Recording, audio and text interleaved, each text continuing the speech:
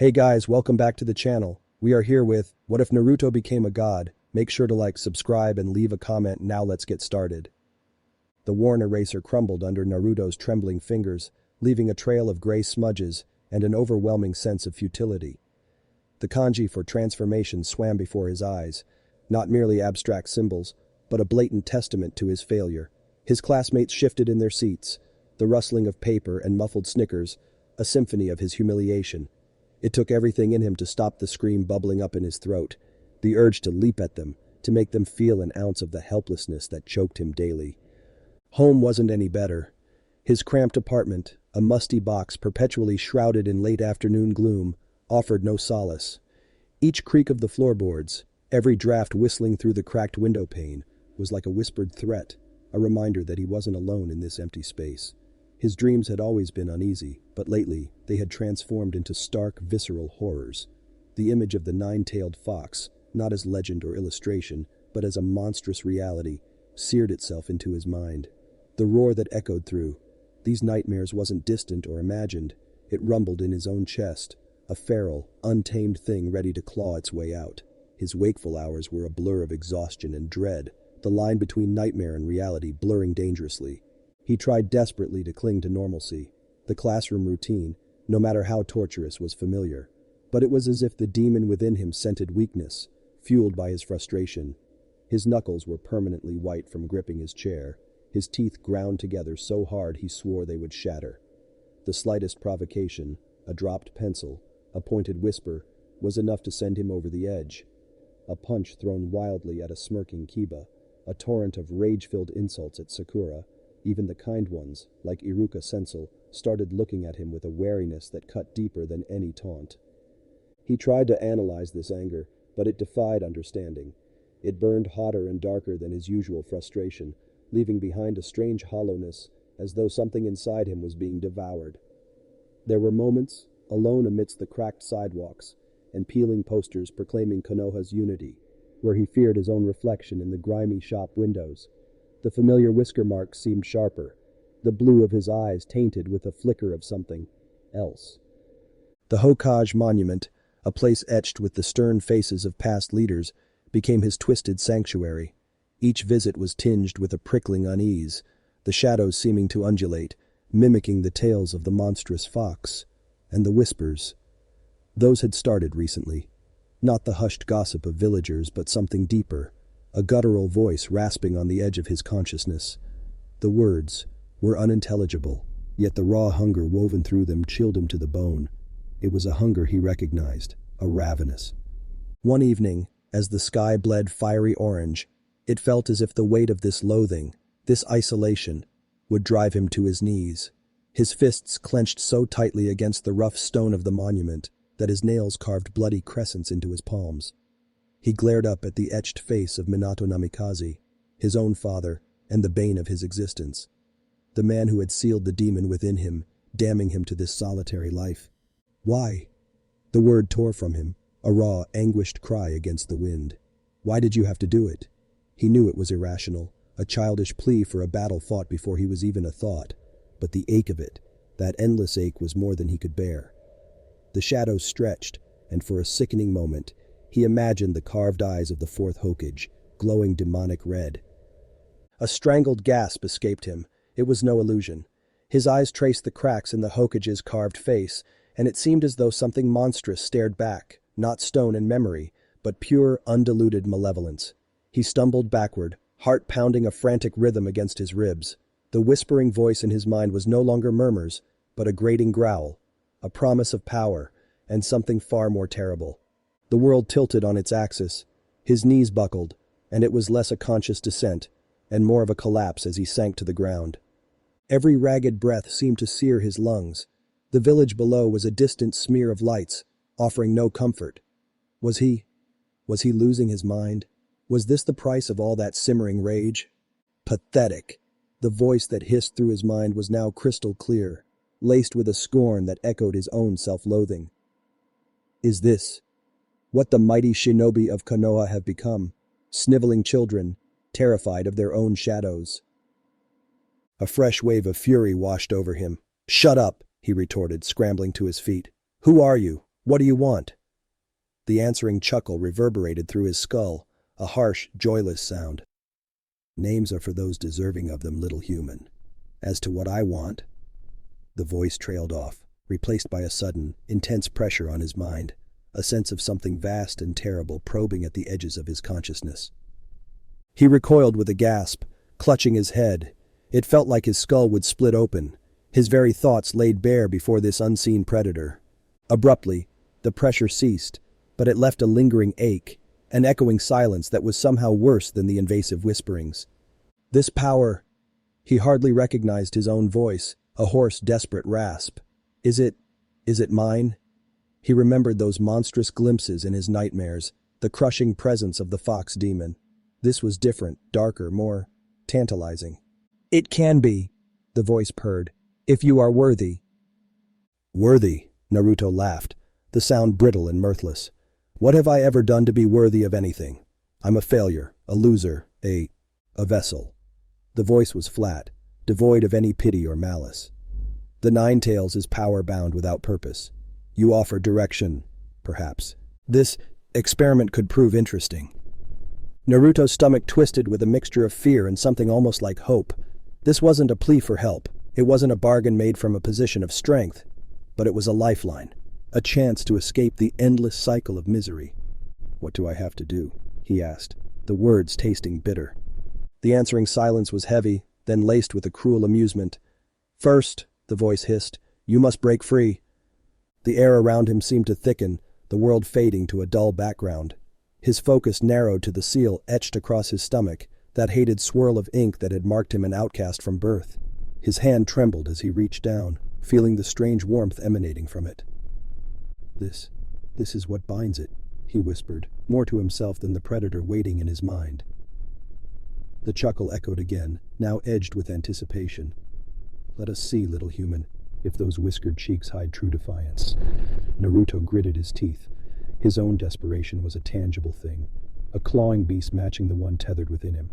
He thought of the sneers, the loneliness, the helplessness. He thought of power, not as a path to admiration he craved, but as a weapon, as a way to rewrite the rules that had always placed him at the bottom. He closed his eyes and pressed his hand firmly against the seal. He didn't know any fancy jutsu, no summoning techniques, but raw, stubborn will surged through him. With a scream, he poured every ounce of hate, frustration, and lonely defiance into severing that connection.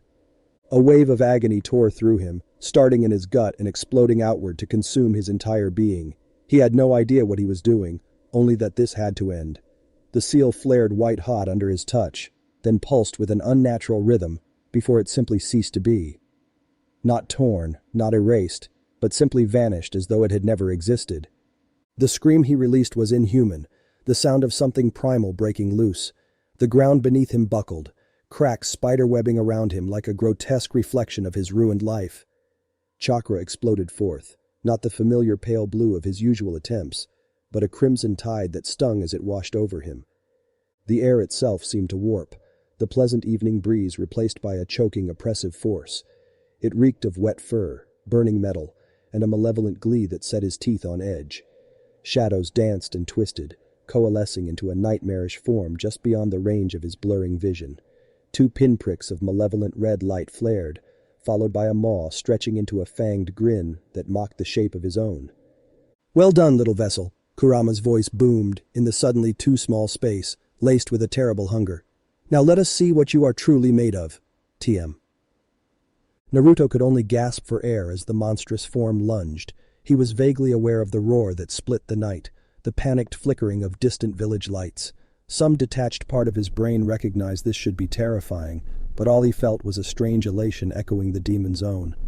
The seal was gone, the whispers silenced. He wouldn't be a victim anymore.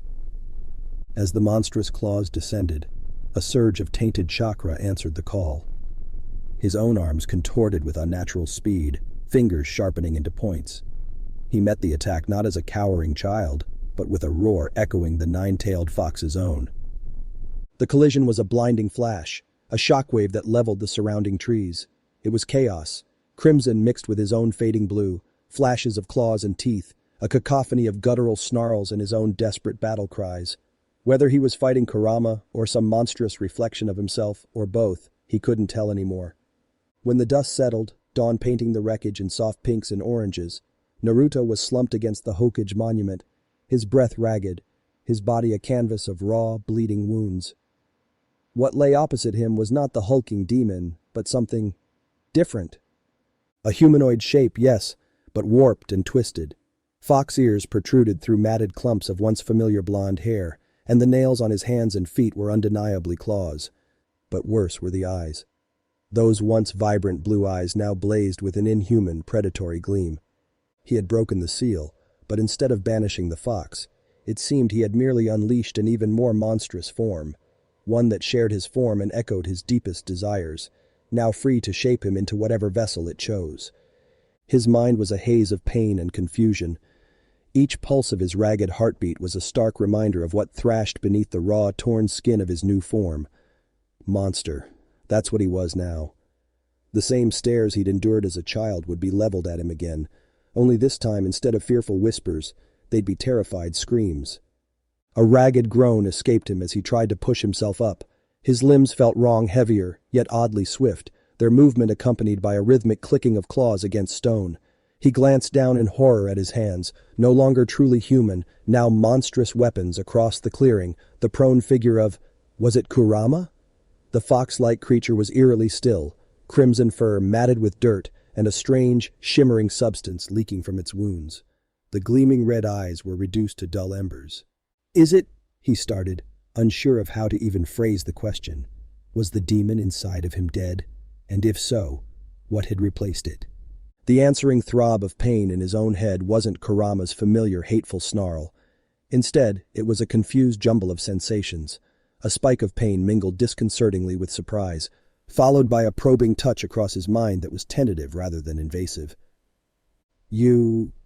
The voice wasn't a growl this time. It was his own voice, filtered through the distorted echo of a fanged maw.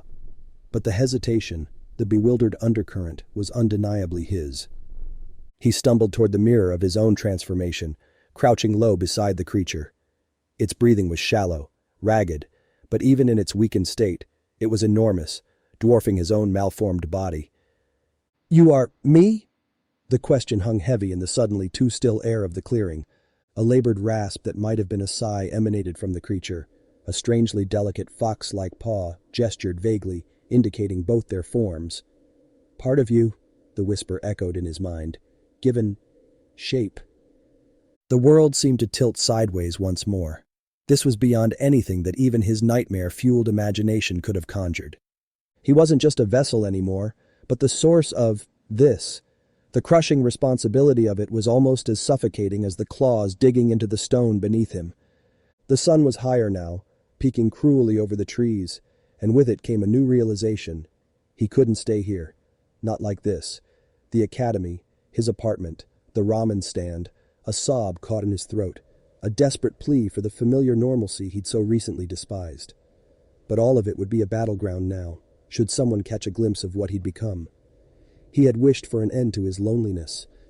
Now it seemed a far crueler fate awaited him. A wave of fear cut through the disorientation, a survival instinct honed by years of ostracization. Hide. Every inch of his body screamed at him to conceal himself from the world, to disappear into the shadows as he had so often longed to do. Acting on blind instinct, he stumbled into the dense undergrowth lining the outskirts of the monument. Branches tore at his clothes, thorns gouged at the strange, toughened skin beneath, but he felt little more than a dull ache. What should have been agony was a welcome distraction from the deeper terror of what he was becoming. Every rustle of leaves, every snap of a twig underfoot, sent him scrambling for cover anew. With surprising speed, he scaled a sturdy oak, burying himself amidst the foliage with an ease that would have been impossible mere hours ago. From the relative safety of the tree, he risked a glance back. The clearing was a scene of destruction. Gouged earth and shattered stone littered the area. The monstrous form of, it wasn't Kurama anymore, was it? Lay still and alarmingly small in the center. Had he killed it? Or merely created an echo and doomed the remaining essence of the demon within him? His stomach churned with guilt and a fear that had nothing to do with being hunted by an angry village. As the dappled light shifted, he caught a glimpse of his own reflection in a rain puddle. A feral, whiskered face glared back at him, canines sharp and eyes unnaturally bright. This wasn't just some change of clothing, some Halloween mask. His very essence was warping to match the broken seal. Panic threatened to consume him. Each trembling breath threatened to erupt into a panicked snarl. Tears stung the corners of his eyes, a childish reaction that felt absurdly out of place on this monstrous new face. "Run," the voice of self-preservation urged. "Run and don't stop. Find some dark hole to hide in. Perhaps become the nightmare the villagers always feared." Rage at this cruel twist of fate sparked momentarily before flickering out under the weight of a deeper, chilling despair. Night fell quickly in the forest, casting the world in an unnerving half-light. The ache in his stomach was no ordinary hunger, but a ravenous emptiness he'd never known before. It clawed through him, a monstrous parallel to the gnawing dread. Movement flickered at the periphery of his vision, a rabbit, frozen in terror, just paces away. Instinct took complete control. With a hiss, he lunged. The world was reduced to a blur of fur, the squeal of terror swiftly cut short. He devoured the creature raw, barely taking the time to chew before the animal disappeared, as though swallowed whole. The monstrous hunger receded, replaced by a nausea that had nothing to do with his hasty meal. This wasn't him. This couldn't be him. Yet as he lay curled under the roots of an ancient tree, sleep impossible, it was his voice echoing through the darkness, a whimper barely audible over the rustling leaves. "What have I done?" Dawn brought no clarity, only an ever-deepening dread that settled over him like a suffocating shroud. He moved through the trees with a desperate, aimless energy, exhaustion fueling each loping stride. The whispers in the back of his mind were faint, exhausted echoes of the monstrous voice that had spurred him to this. Whether Kurama, or whatever was left of the demon, was truly subdued or merely weakened, it offered him a brief respite from the malevolent presence. Yet the isolation felt even more unbearable than before. He, Naruto, was the only being that understood the torment of being both feared and despised. Now, he was the monster, the threat. The only gaze he caught glimpses of through the undergrowth was animalistic and filled with terror. Deer scattering at the slightest twitch of his ear, a bird taking panicked flight at his raspy cough. Hours turned into what felt like days. He subsisted on berries and small unlucky creatures, the taste of raw flesh now chillingly familiar. With each monstrous meal, the despair burrowed deeper. The once vibrant forest seemed to warp around him, the colors muted, the very air charged with his own tainted essence. He longed for the harsh clang of the academy bell, the sting of insults, anything that felt human. Stumbling upon a clear stream offered a cruel reprieve. He crouched low, hesitant to look at his reflection but drawn by the desperate need for water. The face that stared back was a mockery of his own. The fox ears twitched nervously. Muted orange fur clung in matted clumps around eyes that still held a flicker of desperate humanity. "Monster," he whispered, the word cracking through the oppressive silence.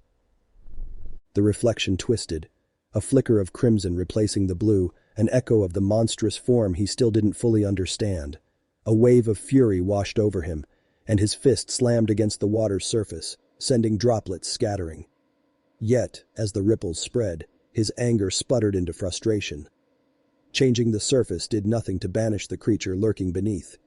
He huddled on the bank, sobs racking his altered frame, less the tears of a child, and more the mournful keen of a wounded animal. It was in this broken moment that a different sensation cut through the haze of misery. It wasn't a voice, but an awareness, a gentle pull, toward something beyond his immediate senses. The remnants of Kurama, perhaps, or some echo of the seal that had once bound the demon. With the hesitant steps of a child learning to walk, he reached outward with his mind. He focused on the trees, their rough bark, the vibrant green clinging stubbornly to leaves even as autumn approached. He felt the pulse of life within them, but also something else, an interconnected energy that had always been beyond his reach. He gasped as sensation flooded him. His claws dug into the earth as the world warped and shifted. The individual trees blurred, their forms blending and twisting until his vision was filled with threads of shimmering green light, an intricate network that thrummed with vitality. It was overwhelming, beautiful, and utterly alien. Panic spiked again, yet this time it was tempered by a flicker of desperate hope. Was this a gift, a curse, or something else entirely? The light started to fade, his connection to it waning. With the last of his focus, he willed himself to see through human eyes once more. The forest returned to normal, yet he knew it wasn't quite the same. He had changed, and whether he liked it or not, the world around him had changed too. Exhaustion blurred the edges of his newfound sense. The shimmering threads of energy in the trees flickered and faded, leaving him disoriented and drained. Yet, something lingered, a restless buzz beneath the surface. The forest no longer felt familiar and comforting. It was charged, as though waiting for him to make the next move. A twig snapped behind him. He whirled around, his newly honed senses straining. Nothing, just the gentle swaying of branches and the distant chirp of a bird. He dismissed it as exhaustion playing tricks on him. Until it happened again. Louder this time. Closer. It was no animal. There was too much weight. A deliberate calculation in the way it moved, causing barely a whisper of sound despite its size. "Who's there?" His voice trembled, despite his attempts to sound imposing. Silence was his only answer, then a guttural growl that echoed the predator lurking within himself. A massive form emerged from the tree. Line, a boar of monstrous proportions, its tusks shimmering wickedly in the dappled light. Crimson eyes, so similar to his own transformed state, gleamed with hunger. It wasn't natural, not a normal predator. This creature pulsed with the same chaotic energy that now seemed woven into the very fabric of his being. Fear was instinctual, a sharp scream threatening to spill from his throat. But with a fierce determination, he forced it down, replacing it with a battle cry of his own. He lunged forward, not with the grace of a shinobi, but with the desperation of a cornered beast. Claws clashed against ivory, the force of the impact sending him tumbling backward. The boar snorted, the sound a mix of rage and mockery, and charged again. Time became a confusing blur of claws, fur, and flashes of pain. It was primal, a vicious brawl far removed from the spar sessions at the academy. He was disturbingly strong, fast, yet the boar was a creature of sheer power, fueled by the same dark energy that was now an undeniable part of him. A searing pain ripped through his shoulder. He roared, swiping blindly. His claws connected, drawing a deep gash across the boar's snout. It reared back, momentarily stunned. An opportunity. He focused, willing that strange connection back into existence. It came not as a gentle awareness, but a raw surge of volatile energy. The trees around them seemed to throb with a sickly green light, and he pulled on that energy, directing it with desperate intent into a beam of force. It slammed into the boar, sending it howling and careening into a stand of saplings. The surge of energy left him weak, slumped against the base of a tree. He watched, heart pounding, as the boar struggled to regain its footing. Its form flickered, the monstrous snout warped, shrinking, its glowing eyes fading. In its place stood a frightened, very ordinary pig, squealing in terror before fleeing into the undergrowth. He collapsed, breath rattling in his chest. This power, whatever it was, came at a price. His stomach churned with nausea, a different type, than the hunger that had driven him before. The forest around him seemed bleached of color, as though his reckless surge had drained the very life from it. Alright guys, that's the end for today. Like and subscribe and make sure to comment for part 2. Have a good one.